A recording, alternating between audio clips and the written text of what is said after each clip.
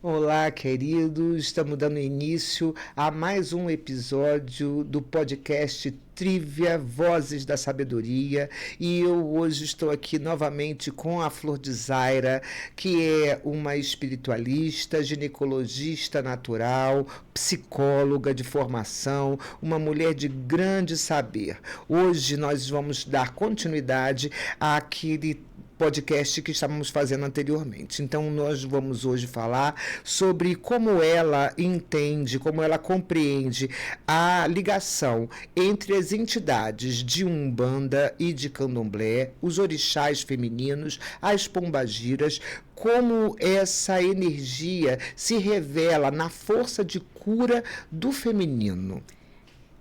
Bom, obrigado novamente pelo convite de estar aqui mais uma vez. E assim, é uma energia fundamental. Quando a gente fala da nossa ancestralidade, do matriarcado, desse resgate, a gente fala dessas forças do feminino, né? As orixás femininas, assim como as entidades, as pombagiras, e até mesmo as caboclas, boiadeiras, essa energia da mulher dentro das religiões de matriz africana, elas trazem essa potência de resgate para a nossa vida, né? Por exemplo, quando a gente conta as histórias das orixás, de Oxum, de Nanã, de Iemanjá, de Inhansã, a gente sempre vai ver mulheres que foram à frente do seu tempo. A gente sempre vai ver essa força feminina atuante, não só na natureza, mas dentro de suas histórias, como mulheres que vão à guerra, como mulheres que fazem de tudo para salvar a vida de seus filhos, como mulheres que se empoderam, como mulheres que se atreveram a dar os seus primeiros passos. E assim também é a história das pombagiras. Quando a gente fala das pombagiras, a gente nada mais está falando de histórias de mulheres que, enquanto estiveram encarnadas na Terra, vivendo as suas vidas, elas foram ousadas, elas foram pioneiras, foram mulheres que foram contra o patriarcado para mostrar o seu valor em sociedade. E essas mulheres, mesmo do outro lado, elas seguem com esse trabalho de revitalizar e resgatar e salvar a vida de suas médiums e às vezes de seus médios homens, despertando neles a sacralidade do feminino que existe dentro de cada homem, despertando dentro da mulher a sacralidade feminina, desse lugar de ser potência da própria vida. A energia de Pombagira nada mais é do que para nós essa energia de sermos diretriz do nosso caminho, de sermos sacerdotes da nossa própria existência. Então, quando uma energia de pombagira chega até a nossa vida, elas chegam realmente fazendo uma revolução. Elas chegam tirando tudo que não presta, tudo que é velho. Elas obrigam a gente a olhar para as nossas dores, elas obrigam a gente a olhar para os nossos erros, não como uma forma de nos castigar, mas principalmente de nos ensinar que nós também podemos ser o acerto da nossa vida. Então, muitas das vezes, as mulheres que lidam com essas energias de ancestralidade, de sacralidade, seja através das orixás femininas, sejam através das pombagiras, são mulheres que durante muito tempo em suas vidas elas foram negadas em suas existências.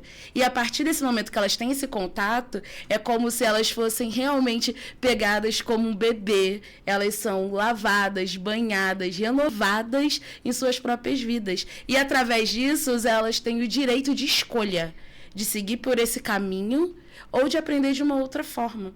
Então, acredito que essa ancestralidade feminina dentro das religiões de matriz africana, dentro da Umbanda, dentro do Candomblé, elas trazem isso para a mulher, esse empoderamento, essa revolução. Porque, por exemplo, eu que sou uma filha de Inhansã, quando o Oiá vai à guerra, ela não vai à guerra para discutir com a sociedade se ela tem o direito ou não. Isso para ela não é uma opção.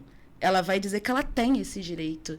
Ela vai atrás do que ela acredita ser certo. Então, ela traz essa energia de movimentação para a minha vida. Ela não deixa com que a estagnação esteja no meu caminho. Quando eu estou em contato com as minhas pombagiras, elas me ensinam que tá tudo bem chorar, tá tudo bem ficar triste, tá tudo bem quando as coisas não vão bem, mas que eu não preciso me esconder atrás daquela dor. Que é eu ter que pegar essa dor e fazer dela um combustível para seguir em frente, para conseguir ter essa diretriz, ter essa autonomia na minha vida, para que eu consiga não só resgatar outras mulheres, mas que eu também me resgate todos os dias. Então, essa ancestralidade, esse matriarcado vem para nós com essa força de um resgate diário da nossa vida e da nossa existência na Terra. São de extrema importância. E quando a gente fala sobre pombagira, por exemplo, e aí eu quero deixar claro para você uma coisa, assim, não só para você, mas para todos que estão nos assistindo. A ideia desse podcast, do nosso podcast, não é vir trazendo aqui apenas uma entrevista, mas vir ensinando e desmistificando ideias que são verdadeiros preconceitos dentro dessa espiritualidade que nós professamos. Então, eu quando me deparei com a pombagira, eu tinha uma ideia de pombagira que não é a ideia que hoje eu tenho. Sim. Eu achava que a pombagira era uma mulher leviana, uma mulher da vida, né? Uma mulher da vida, promíscua e etc e tal. E aí eu encontro uma pombagira como a minha, que não é uma mulher promíscua, que é uma velha, que é uma sábia, que está ali com um ensinamento gigante para trazer para mim, para desconstruir em mim, inclusive, a ideia de que eu acho que pombagira era uma ideia de mulher da vida. Entende? E eu acredito que a maior parte das pessoas que não partilham da espiritualidade das religiões de matriz africana tem essa ideia sobre a pombagira. E quando a gente entende que a pombagira ela não vem para ensinar a mulher a ser safada, mas muito pelo contrário, a pombagira vem para ensinar a mulher a se valorizar, a se empoderar, a se colocar numa posição de sacralidade diante da vida, entendendo inclusive que o sexo tem que ser feito com muito respeito a ela mesma. Então, isso às vezes choca, né? E aí eu quero que você fale um pouco sobre isso para que as pessoas possam compreender que essa imagem que temos, e quando falo que temos, eu estou falando da sociedade num âmbito geral, que temos sobre as pombagiras, que é uma imagem incorreta. Sim, é porque as pombagiras elas têm uma imagem subversiva ao patriarcado de forma proposital. Porque, na época, muitas delas que pisaram na Terra numa mesma época, ser uma mulher livre era errado, era um pecado. Então, elas foram mulheres que ousaram ser. Então, quando a gente está dentro de uma ritualística ali de uma gira de Exu, de pombagira, que a gente vê pombagiras falando sobre sexualidade, falando sobre empoderamento feminino através dos seus cânticos, através dessa forma de se vestir, da forma de falar, porque na época delas, mulheres que bebiam, mulheres que fumavam, mulheres que não tinham marido, que eram viúvas ou que escolheram não casar, mulheres que escolheram trabalhar como profissionais do sexo, eram renegadas à margem da sociedade. Então, elas eram mulheres que elas não se encolheram para caber dentro desse patriarcado. E hoje, quando elas vêm à Terra, trazendo ainda esses trejeitos e complementos, elas estão ainda sendo subversivas ao patriarcado. Então, as pessoas que estão de fora veem elas como promíscuas. Mas quando a gente está dentro da religião, dentro do culto, conversando, tendo consulta, tendo orientação e discernimento dessas mulheres, que a gente vê a potencialidade e o poder delas. Que a gente entende que elas agem dessa forma, como elas agem, mas não é isso que elas ensinam pra gente. Pelo contrário, a energia de pombagira na minha vida apareceu justamente para me mostrar que ser subversiva não necessariamente precisava que fizesse que eu denegrisse o meu corpo, que eu tirasse da minha imagem essa sensação de que eu tinha que ser espalhafatosa, de que eu tinha que me encolher para caber no mundo masculino, mas que eu tinha que ser eu, e que ser mulher é justamente ter essa cabeça erguida, ter esse lugar de posicionamento na minha vida, sem que eu deixe que outra pessoa seja o roteirista da minha vida, que eu seja a protagonista, que eu escreva a minha história. Mas elas usam esse papel justamente para afastar as pessoas que elas não querem que cheguem perto delas. Para as pessoas que continuam não gostando, que não gostam delas, continuem a não gostar mesmo. Porque elas são faceiras a esse ponto. Elas trazem esse mistério, elas pegam algo que é visto como errado e subvertem isso ao favor delas, a expressão de liberdade que elas têm sobre a própria vida. Então, pombagira vai falar de coisas que, se você reparar, a sociedade julga não ser feminino. ou que julga ser de uma feminilidade errada. E elas mostram que não, que tanto sendo pombagira dentro da marquise, debaixo de uma calunga, numa esquina qualquer, ela ainda é mulher, ela ainda tem o seu valor, ela ainda tem o seu diferencial. E ela chega na vida das médiuns dela trazendo isso. Trazendo que, independente do lugar de onde estivermos na nossa vida, se temos muito dinheiro, pouco dinheiro, se somos felizes ou se somos tristes, somos mulheres e que temos o nosso valor e que, principalmente, precisamos de resgatar essa soberania na nossa vida e na nossa existência. Esse é o papel fundamental da pombagira no nosso dia a dia, na nossa vida. A pombagira, ela me ensinou que que ser subversivo é ser feliz. Sim. Que ser feliz é ser subversivo, porque as pessoas elas estão muito acostumadas com os problemas, com as dificuldades, com tudo que está inerente ao dia a dia, ao cotidiano, e se atrever a ser feliz é muito subversivo. Sim. Também. É muito subversivo. Você mostrar para as pessoas que a felicidade ela não é algo instagrável apenas, que nós precisamos vivenciar isso no nosso dia a dia, que as pessoas podem ser felizes de verdade, é subversivo. Sim, quando uma mulher escolhe ser feliz de verdade, dentro da própria essência dela, dentro da própria vida dela, aqui dentro, no emocional dela, não tem um mundo que pare essa mulher. Porque ela entende que ela não precisa mais viver para os outros. Ela convive com os outros, mas ela vive para si mesma. Porque desde muito cedo, desde muito nova, nós somos ensinadas a ter um cuidado ao outro. Então, quando a gente está nascendo, a primeira coisa que a gente ganha é bonequinha, panelinha, vassourinha, utensílios domésticos. Quando a gente é criança, as pessoas falam que a gente tem que crescer, que a gente tem que casar, para que a gente seja feliz. Quando a gente é criança, a gente tem que casar para ter filho. E esse filho vai ser a nossa felicidade, o marido vai ser a nossa felicidade. Quantos contos de fadas Sim. a gente cresce ouvindo que aí a princesa beijou um príncipe e eles foram felizes para sempre. Reduzindo a vida da mulher de que ela tem que crescer, viver à procura de um homem para então ela ter filho e ser feliz. E aí, quando ela sai desse personagem, quando ela quebra esse lugar do conto de fadas e entende que a felicidade dela vai estar no que ela construir para a vida dela e que se ela vai ter uma esposa, um marido, alguém do lado dela, ele vai estar caminhando junto, mas que a felicidade dela não depende do outro, depende dela, isso é revolucionário.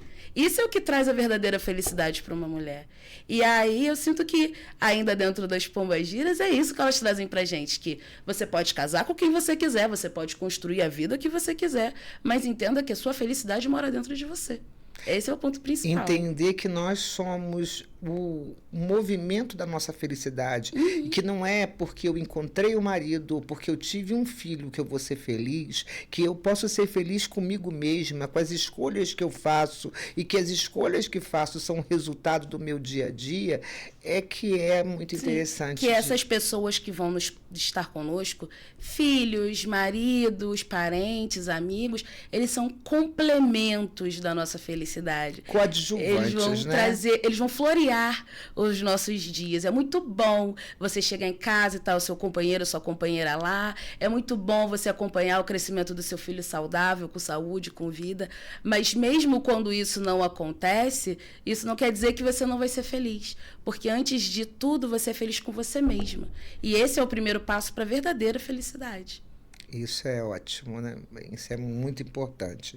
Bom, o que você acredita que o sagrado feminino possa trazer para as mulheres para vencer os desafios de hoje? Os desafios que falamos que estão relacionados a essa energia do patriarcado. Nós viemos desconstruindo durante muitos anos o machismo e nós vimos um retrocesso acontecendo nos últimos anos, né? Nós viemos observando homens mais machistas do que nas últimas décadas, viemos vendo um posicionamento agressivo do machismo com relação à mulher e viemos também observando o ataque ao feminismo, ao ataque a uma força que é uma força igualitária e não uma força separatista.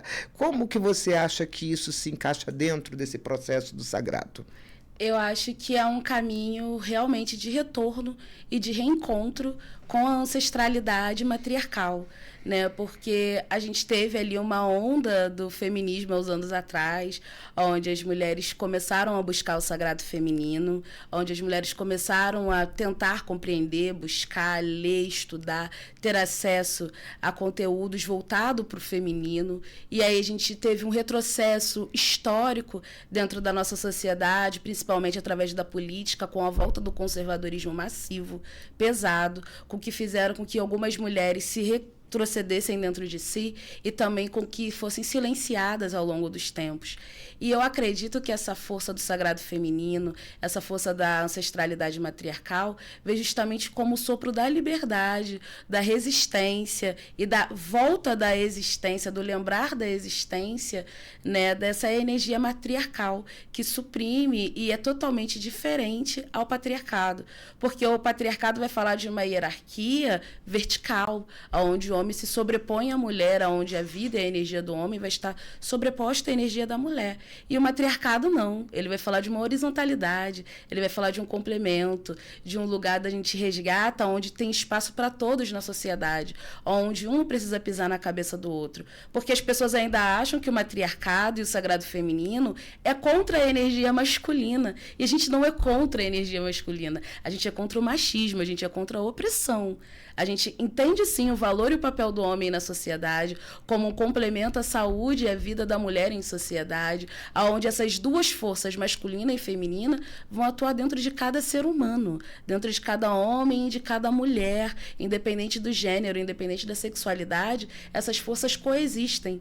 E o sagrado feminino, ele vem trazer isso de volta. Então, quando a gente está falando de sagrado feminino, a gente não está falando só da mulher e do cuidado da mulher, mas como essa mulher se ver em sociedade e a partir da governança dela, ela vai ter um movimento de resgate da sociedade que a cerca. Então, uma mulher que cuida do seu sagrado feminino, ela vai poder ajudar, por exemplo, o companheiro dela a ter um melhor contato com a emoção feminina dele, a ter um melhor equilíbrio com a saúde emocional feminina dele. Ela vai poder ajudar um filho que está passando por uma estrutura machista a se compreender melhor em sociedade, porque o patriarcado, ele tira tanto esse lugar da mulher da sociedade que os homens têm medo da fragilidade emocional deles. Então, o homem cresce ouvindo que ele não pode chorar, que ele não pode demonstrar vulnerabilidade. E o sagrado feminino vai dizer para ele que ele pode, porque isso faz parte dele. E que está tudo bem, que é esse complemento. O sagrado feminino da mulher vai dizer para ela que dentro dela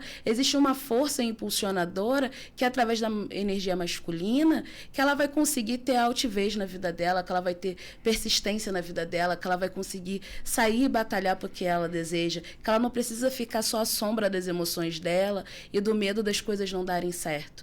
Então, eu vejo o sagrado feminino como essa revolução cultural, social, independente do gênero. A volta do matriarcado, a volta da essência matriarcal é justamente essa conexão e essa ligação com as nossas energias primárias, dentro da base masculina e feminina, que é o que vai trazer essa vitalidade completa para todos os seres humanos. Então, ela é de suma importância, ela é de extrema importância para lembrar para a mulher que ela é capaz, sim, de viver em sociedade de acordo com o que ela deseja fazer, e para lembrar para um homem que está tudo bem ele mostrar a sua emoção, as suas vulnerabilidades, que é isso que torna ele humano, que ele não precisa ser uma máquina de produzir e de gerar e só. Ele também tem um lado dele que precisa ser ouvido, que precisa ser acolhido, amado e respeitado, até mesmo para a gente acabar com essa estrutura machista. Eu acredito que esse seja o caminho primordial. É muito importante a gente ver homens desenvolvendo o sagrado feminino dentro deles. É muito importante a gente observar que essa é uma energia que ela não é uma energia que é separada. Eu tenho o masculino dentro de mim, assim como eu tenho o feminino. É yin e yang, é negativo e positivo, é a energia da dualidade que nos completa e que faz com que a gente tenha força para caminhar na vida. Entender que os homens que respeitam o sagrado feminino, respeitam as mulheres, esses homens eles se tornam pessoas muito especiais, porque eles conseguem desenvolver dentro deles a outra face, a outra metade que vem sendo negada aos homens de terem essa percepção. A gente vê hoje homens mais intuitivos, porque são homens que estão trabalhando essa força do feminino dentro deles, né? E muito importante também a gente falar dos homens que fizeram a transição para serem mulheres hoje. Como você encara essa transição do masculino para o feminino? Eu acho que a transexualidade, a transgeneridade é algo muito especial e muito importante, porque não é só sobre o corpo físico, mas é como a pessoa se enxerga, é como a pessoa se sente, é como a pessoa lida com o emocional dela, com a mente dela. Então, eu acho que é muito importante, é muito especial e é muito legal a pessoa conseguir se compreender, conseguir se ver, se aceitar e se libertar de uma amarra que foi imposta pela sociedade para ela. Mas você acha que dentro da espiritualidade, essa transição do homem para o feminino e da mulher para o masculino, tanto faz, você acha que isso é aceitável dentro do sagrado, do feminino, do sagrado masculino? Eu acredito que sim. Eu atendo bastante homens trans, né? Porque eles continuam tendo seus úteros, eles continuam tendo seus cuidados ginecológicos, assim também como acompanho muitas mulheres trans nesse sentido de autocompreensão da própria energia feminina, do próprio corpo. Existem várias tradicionalidades, várias religiões de matriz africanas, não necessariamente dentro da Umbanda e do Candomblé, mas dentro de outras partes do continente africano, onde essas pessoas transexuais são vistas como sagradas, são vistas como divindades, por serem portadora da energia ativa do sagrado masculino e feminino dentro delas e conseguirem harmonizar essas energias dentro delas. Então, eu acredito que realmente é algo muito importante, muito sagrado, que merece ser respeitado, cuidado, admirado e principalmente compreendido no sentido de espiritualidade. Eu vejo justamente como essa visão ampla de que é o direito da pessoa de se encontrar com a ancestralidade dela e de se ver em sua totalidade. Então, não é nem sobre aceitar ou não, mas é sobre compreender, sobre nós compreendermos a existência dessas pessoas como um fato que é natural. Porque não é natural dentro de uma sociedade imposta dentro do patriarcado. Mas dentro da sociedade matriarcal, dentro da linearidade da espiritualidade, é extremamente natural. Nós, enquanto sociedade, que temos essa dificuldade. A espiritualidade não tem problema nenhum com isso. No pensamento da nossa espiritualidade, da tradição trívia, nós vemos a transição de um homem para uma mulher, de uma mulher para um homem, como uma energia de um fluxo natural, do desenvolvimento da humanidade, inclusive. Nós somos seres humanos que estamos mudando o tempo todo. Ontem nós éramos Homo sapiens, hoje nós já somos aqui seres que estamos falando dentro de um podcast, numa tecnologia que acontece nesse momento. Mas essa transição, ela é vista dentro da espiritualidade como um ápice de energia. É quando a pessoa ela compreende que ela tem um corpo X e que ela vivencia uma experiência Y. E esse encontro dessas duas sexualidades dentro dela vai fazer com que ela assuma a personalidade que é a personalidade da alma. Alma não tem sexo, né, gente? Alma não tem sexo. Tanto que hoje eu posso estar encarnada aqui como uma mulher, mas eu posso ter sido homem numa encarnação anterior. Sim. Isso, muitas vertentes espirituais acreditam que você pode estar fazendo a transição dentro desses ciclos que são encarnatórios. Então, estar nessa vida com a opção, eu ter vindo, por exemplo, como uma mulher, mas a minha alma ser uma alma masculina, estar nesse momento na vida para mostrar para essa sociedade que essa transição é possível e que ela precisa ser aceita dentro da sociedade como uma forma natural, é um desafio dessa geração que nós estamos vivendo. As pessoas falam, antigamente não existia isso, sempre existiu isso. Na Índia, você vê as pessoas trans como divinas, de fato, né? Sim. E isso não é uma coisa da atualidade, isso é uma coisa milenar. E como nós vemos hoje mulheres empoderadíssimas e que nasceram com o sexo masculino, mas são mulheres empoderadíssimas hoje. Nós temos aí, inclusive dentro da política, pessoas maravilhosas que fizeram essa transição e que vêm se colocando. Você não tem como dizer que aquela pessoa não é uma mulher. Sim, porque a gente enxerga a essência da pessoa, não apenas o corpo físico. Sim. Quando a gente enxerga a essência da pessoa, a gente entende que é descabido querer colocar aquela pessoa... ele tem um corpo masculino, então ele é um corpo masculino e ele é um homem e acabou. Sendo que a essência, a atitude, a energia, a frequência é extremamente feminina. Inclusive, dentro das nossas religiões de matriz africana, essas pessoas têm que ser reconhecidas e validadas, e até mesmo a sacralidade, as divindades, reconhecem a pessoa pelo gênero e não pelo corpo físico. Então, se a pessoa nasceu uma mulher, independente do corpo que ela esteja habitando, aquela divindade vai reconhecer aquela mulher como uma mulher e o homem como um homem. Nós temos um ritual dentro da tradição trívia que é um ritual de reconhecimento.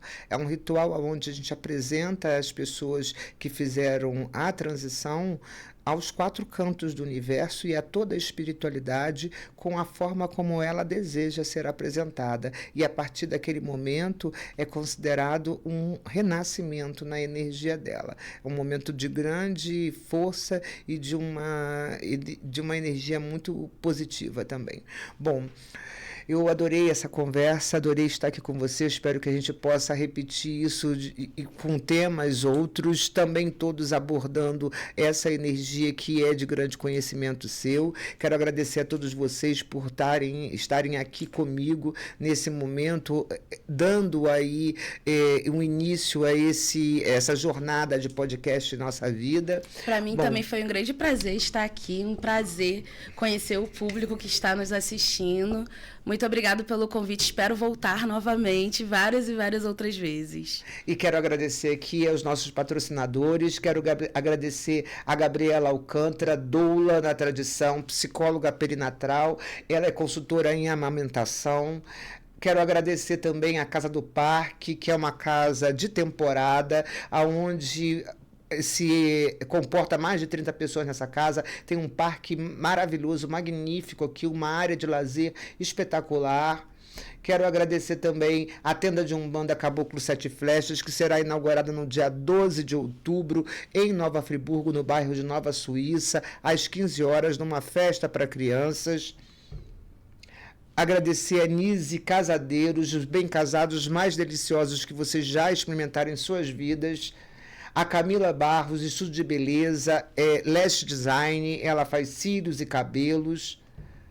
Agradecer a Nery Hair, que é a transista, a Dandara Nery, uma pessoa espetacular. Só de conhecer a Dandara já é um prazer. Eu atendo de segunda a sexta, de manhã e de tarde, querendo uma consulta com baralho cigano, estou à disposição. A Trisca, que é caldeiraria, fabricação e pintura industrial, nosso patrocinador. A Flor de Zaira, que está aqui hoje conosco, que é psicóloga analítica, curandeira, ginecologista natural e especialista em saúde da mulher. A De Noite Entregas, a entrega delivery em Lumiar nas madrugadas. Peçanha Imóveis, corretor de imóveis especiais na região dos Lagos, um trabalho com seriedade e transparência. Ao Armazém Café, com seus bolos maravilhosos e com a oportunidade que está nos dando desse patrocínio, gratidão. A Marque Estúdios, um estúdio de design de som, de produção musical, de mixagem e masterização. A Dual Psique, neuropsicólogo, psicólogo clínico. Bom, queridos, esse foi mais um episódio do nosso podcast Trívia Vozes da Sabedoria. Gratidão a vocês por estarem aqui nos assistindo. Espero vocês para mais uma conversa. Um beijo no coração. Até breve.